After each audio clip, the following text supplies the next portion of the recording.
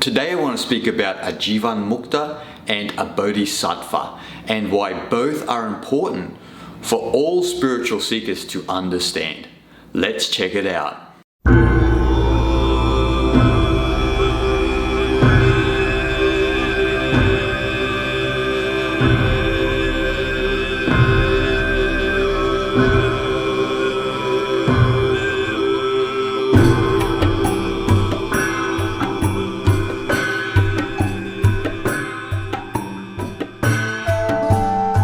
Both honorary titles of Jivanmukta and Bodhisattva come from this Eastern focus on liberation, especially in India, where we have these Sanskrit words mukti, moksha, kaivalya, and Nirvana, where there's this centered focus on liberation within Eastern culture and Eastern spirituality.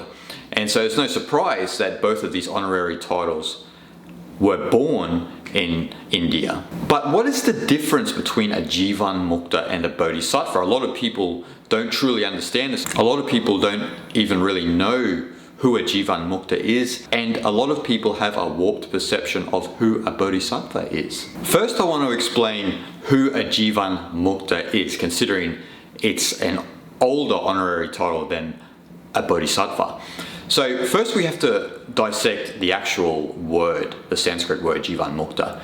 It's made of two words, jiva, meaning the individual personal level of your being, and also mukti, which is a word which translates into liberation or freedom. So what this word actually means is one liberated in this life, a jiva liberated in this life.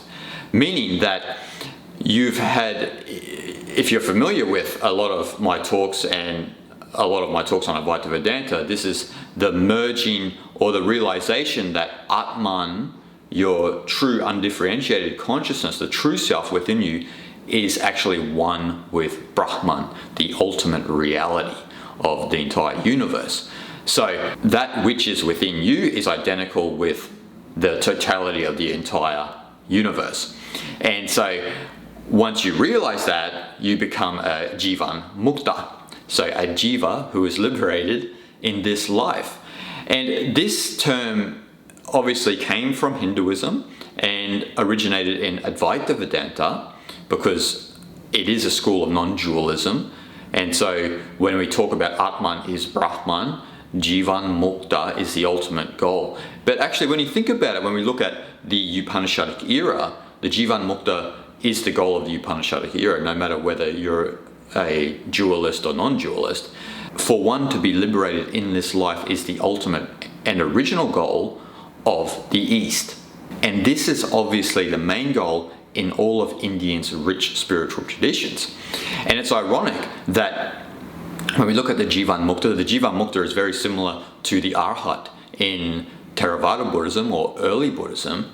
And there's no surprise there because, as we all know, Buddhism and the Buddha came not long after the Upanishadic era. So a lot of these titles and sort of concepts and philosophy obviously linger over into Buddhism.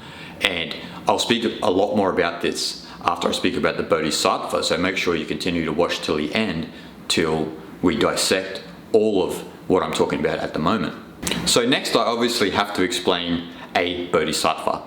Now to explain a Bodhisattva in its entirety, I'd have to give a whole other lecture on what a Bodhisattva is, because a Bodhisattva is explained differently among many schools of Buddhism, even within the sub-schools of certain sects.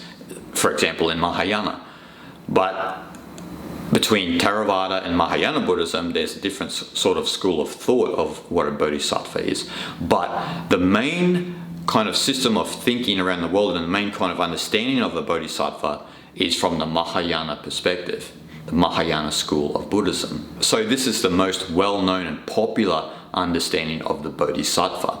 So what is that? And that understanding of the Bodhisattva is that one delays their enlightenment and liberation, Nirvana, from samsara to liberate all sentient beings. So one sort of delays or postpones their enlightenment to come back life after life to liberate more sentient beings from their karma and from suffering and from the cycle of death and rebirth, samsara. And so the Bodhisattva in this context is focused on saving or liberating people through the Buddha Dharma, through the Dharma, teaching them the Dharma and freeing them from their own suffering, freeing them from this cycle. This is the more common and popular understanding of a Bodhisattva, which I'm going to use today, because to talk about all of the other interpretations of a Bodhisattva, I might need an hour. So I don't think you have that amount of time. So when we think about this idea of the Bodhisattva, this is obviously a long-term project. If we look at the world today, we look at all the suffering and all of the hypnosis that a lot of people are going through, this is obviously a long-term project. It might have been pious back in ancient times when population was a lot smaller and a lot more people respected spirituality and the Buddha Dharma. But it's obviously a long-term project when we look at the population in the world now and the suffering and also the delusion that is going on amongst humanity. So the Bodhisattva is willing to extend into future rebirths to fulfill this long-term project that Mahayana Buddhism expounds. In explaining that, there is a lot of confusion among people who are interested in Buddhism or spirituality in general. What is the Bodhisattva's relationship then to Nirvana? And to understand this, there are actually two theories to understand this that are very popular. The first theory, as I've already mentioned, one should postpone their awakening for the complete liberation of all sentient beings, the complete fulfillment of Buddhahood for all sentient beings. This is the first theory and obviously the most popular one. The second theory postulates that there are two kinds of nirvana. There's the nirvana of the arhat, say the classical nirvana of the arhat in early Buddhism or Theravada Buddhism, which actually I would say that the Mahayana kind of scoff at in a certain way. Certain schools of Mahayana Buddhism scoff at as kind of a lower vehicle, hence they call it the Hinayana, the little vehicle. And the next to Nirvana, the second Nirvana, is what they would call the superior Nirvana, which is called apratishita, non-abiding. This superior Nirvana allows a Buddha to remain engaged in the world and continually delivering the Dharma, but actively involved in the world without kind of the Theravada or Vedanta notion of a Jivanmukta or an Arhat, where one seeks liberation and then is free from future rebirths. This second so-called superior nirvana was developed in the Yogacara school of Mahayana Buddhism. And according to later texts, based on this Yogacara idea of this superior nirvana, a lot of people saw no need to delay this superior nirvana if they were to experience it in this life, which in some sense actually sounds, ironically, like a Jivanmukta. So that's both just a kind of general overview of a Jivanmukta and a Bodhisattva. And what I'm about to explain to you is more of the deeper aspects of both of these titles, honorary titles, both of these paths that certain individuals in the East have followed for millennia.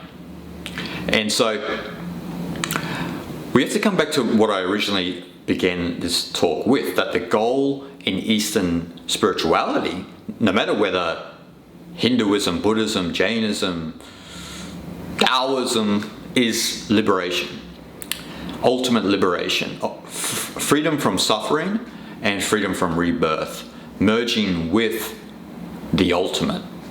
Call it Brahman, call it Tao, call it whatever you will.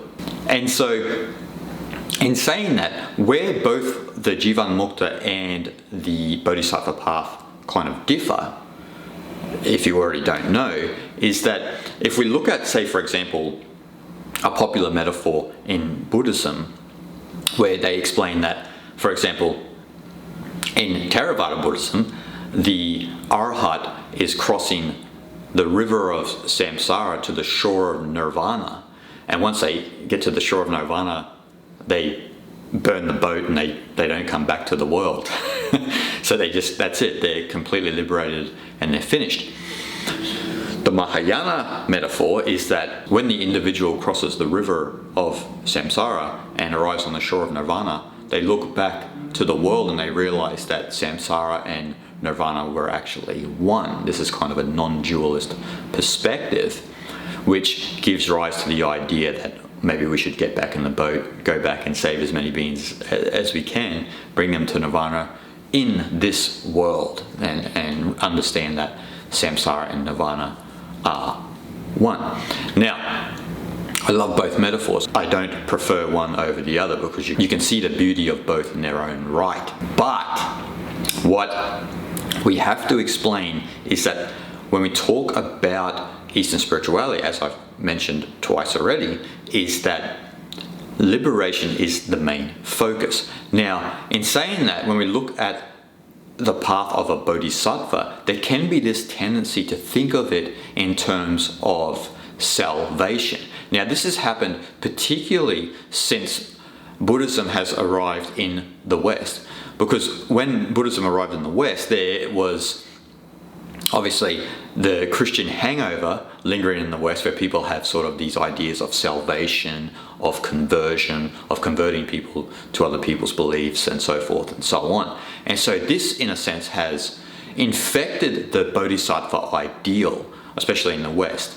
So when people think of a bodhisattva, they think that a bodhisattva is coming back to save people. And this is kind of true in a sense, but not entirely true. But you can see where people who are only familiar with Christianity could think that the bodhisattva ideal is related to salvation. Because, in Christianity, obviously, what do Christians do? Christians go and they bash the Bible onto other races that they think are beasts, and they think that their doctrine is better than everybody else's, and they've caused a lot of harm in the world in the name of Jesus, in the name of peace and love and compassion, but they're not being any of those three characteristics that I just mentioned. So they have this big emphasis on conversion, on converting people to their doctrine. And we see this, especially when you go to Asia now, you see tons of Christians trying to convert Hindus and Buddhists, and a Hindu and a Buddhist usually have a kind of a wry smirk on their face, because the eternal path is something you discover. You don't actually have to go and beat the pavement and try and convert people to believe. And so this is why you don't see Buddhists on the street corner, you don't see Hindus, you don't see Taoists. That would just be ridiculous. You have to actually come across these eternal traditions, like myself, naturally. I never, set out to come across them. It was just a natural process of life. I was never converted by anyone. I listened. I was curious. And now I'm fully in. But with Christians, it's different. They have this kind of conversion mentality. And this idea of salvation, of saving people, of giving them the so-called truth and saving them from, this sort of ignorance, can be superimposed onto the bodhisattva ideal. And as I said, there is some truth to this, but the difference is that a bodhisattva will come back life after life, not to try and convert people, but just to teach the Dharma to whoever is willing to listen.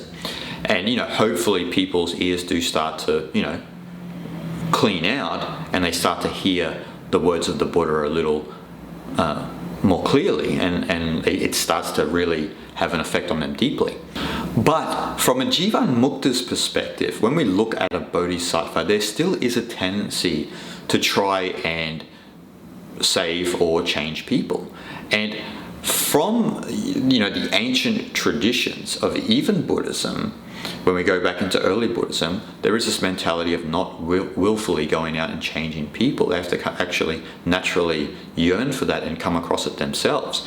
So there's this idea of trust in the world. So from a Jivanmukta's perspective, in trying to change people or in trying to save people, there's this hint of arrogance. Actually, that, I know better than other people. This is it. I'm a Bodhisattva, so I've come here to liberate all beings. From a Jivanmukta's perspective, this is complete nonsense. You don't have to try and change or save anybody except understand the nature of your own true being.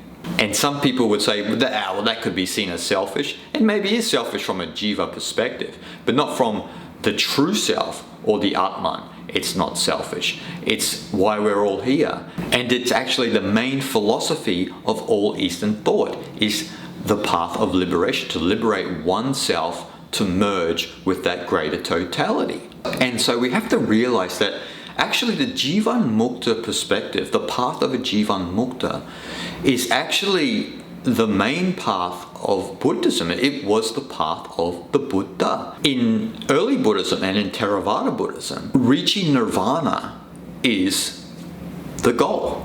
There is no idea of saving other people, of trying to convert the Dharma to other people. There was no idea of this. The path is Nirvana, reaching Nirvana, complete liberation from suffering and true understanding. And so this was the path of the Buddha. The Jivanmukta path comes from the ancient Upanishadic era down through, if we go down the line of history into Vedanta, all the paths of Vedanta, especially Advaita Vedanta, and into Buddhism, Jainism, Samkhya, yoga, all of these paths, and even in Taoism, you see this. So you see this mentality with Lao Tzu. Lao Tzu would say, why are you trying to change the world? All you need to do is focus on yourself and merge with the Tao. You don't have to run around anxiously hoping that everyone's going to think the same as you, which we all make the mistake doing. Not just now, but it's always been a common mentality with people. We all want everyone to think the same as we do.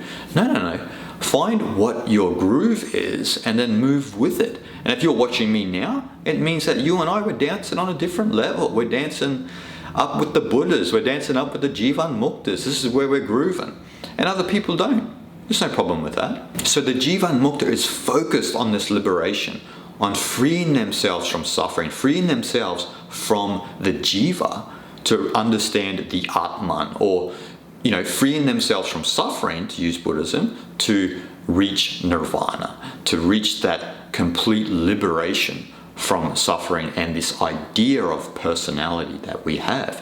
And this is the path of a Jivanmukta. And why it is important to understand this path, and why we could say, in some sense, if we're going to look at it in a black and white sort of template, why a Jivanmukta trumps a Bodhisattva is because they're not trying to superimpose their mentality on the world. And in a sense, they trust the world because they've come to a deeper understanding of themselves as one with the world. And so they know that the universe is just doing what it does. And your individual mentality of how it should be actually doesn't matter. So you have to develop this kind of trust, this kind of sense of wu-wei in Chinese, or nishkarma karma, as what Krishna was advising Arjuna to follow on the battlefield in the Mahabharata classic or in the Bhagavad Gita, where we have to develop this trust that the world is doing what it needs to be doing, no matter whether we think it is good or bad. And this is the mentality that a Jivanmukta comes to. It doesn't mean that they're heartless and that they're above worldly concerns or mundane concerns. It just means that they understand what the purpose is of our own existence, to go beyond this sense of personhood and to merge with the greater totality of Brahman or Tao or whatever you choose to call it, the Godhead. So the irony here is, though a Bodhisattva is coming back to liberate more beings through the Dharma, as pious and noble as you may feel that is, a Jivanmukta is transforming the world just by transforming themselves, which speaks a lot louder than running around trying to change other people. Now, I know that sounds metaphysical, but that's one of the core philosophies of Eastern thought, is the idea that if I liberate myself, I've done the most noble act there is, because that stands as an example and leads the way for other people. So my liberation is enough. I don't have to go out and try and change other people's mind. My liberation is enough. Freeing myself from my own suffering and becoming a Jivanmukta, a sage, is the most noble and actually the only path we all need to follow when we understand this philosophy truthfully. This kind of reminds me of a quote that Richard Wilhelm wrote in his translation of the I Ching, where he says, "Not every man has an obligation to mingle in the affairs of the world. There are some who are developed to such a degree that they are justified in letting the world go its own way and in refusing to enter public life with a view to reforming it. But this does not imply a right to remain idle or to sit back and merely criticize. Such withdrawal is justified only when we strive to realize in ourselves the higher aims of mankind. For although the sage remains distant from the turmoil of daily life, he creates incomparable human values for the future." Now, I just love that quote. I think he hit the nail right on the head, and kind of what we are talking about here. When we're talking about the Jivanmukta, in liberating oneself, we are creating incomparable human values for the future. And there's no surprise that when we look through history and we think of all the great sages, they're all Jivanmuktas. We can go down the line. We can go right down the line. We go right back to the Upanishadic era. We can go to Gautama the Buddha, who is a Jivanmukta. We have to always remember that, not a Bodhisattva. Jivanmukta, he was on the path of enlightenment and developed and in some sense reformed Upanishadic thinking into Buddhism. So as Alan Watts said, kind of like Buddhism is Hinduism for export. We have to remember he was a Jivanmukta. He yearned for liberation and freedom from suffering. This is, to be free in this life. He was not concerned about coming back in the next life to save other beings. We can keep going down the line. We can go to Patanjali, we can go to Shankara, Gaudapada, Ramana Maharishi, Lao Tzu, Zhuangzi, all of the greats. They're all focused on this path of liberation, of attaining moksha, mukti, kaivalya, nirvana. They're all focused on this liberation in this life. And so a Jivanmukta changes the world without any intention to do so. And we all have the potential to do that as well, people. But all we have to do is burn that damn boat. And we don't need to be overly concerned about the world. The world, you need to trust the world. I know that people get all caught up in the drama of the world. They watch too much news, which drives mundane concerns. But a Jivanmukta yearns to free themselves from all of that hypnosis and so-called suffering. And when you understand that, when you burn that damn boat, burn it, scorch it, turn it to ash, when you do that, then you are free from the cycle of samsara. This is the most important thing that you could do in your life. This is an important project, obviously. You don't have to then come back to experience all of your past life karma. And you can move on then and merge with Brahman or the Tao or Godhead or what have you. So we have to always remember that. Even though it is pious to come back as a Bodhisattva and to teach the Dharma to other living beings out of love and out of compassion, this is quite noble. But the main project for all of us here is to do what the Bodhisattva is teaching the other people to do, is to become a Jivanmukta, to become free in this life, to liberate themselves from the cycle of death and rebirth, samsara, and all of their suffering, karma, to merge with Brahman. This is the main project. This is why we are alive, to experience this. And we all have to make that validation that this is my last life. And the way to do that is to become a Jivanmukta. So I hope you all enjoyed this episode today. I love talking about this subject actually. I could talk about either Jivanmukta or Bodhisattva on their own because there's so much to unpack and I've already rambled on for far too long now. So make sure that you guys, smash those like buttons. Remember, turn on that bell notification and leave a comment below. Tell me your experiences with both of these terms. Tell me what you think about this episode, and also leave a comment and tell me what you would like me to speak about in future episodes of Enlightenment Today. I've got many planned, but I'm always open to new suggestions from people. And make sure you share this content, because the only way that this kind of deeper content on Eastern philosophy can get around is if you guys share it, and share it vastly, because otherwise we just have kind of new age templates of Eastern philosophy out there, but we need to kind of focus on this deeper teaching and the actual teachings of the East. And so I hope you guys enjoyed this episode, and think deeply about what I said today. And either way, it doesn't matter. The Jivanmukta, the Bodhisattva, both noble paths. Shanti, shanti, shanti.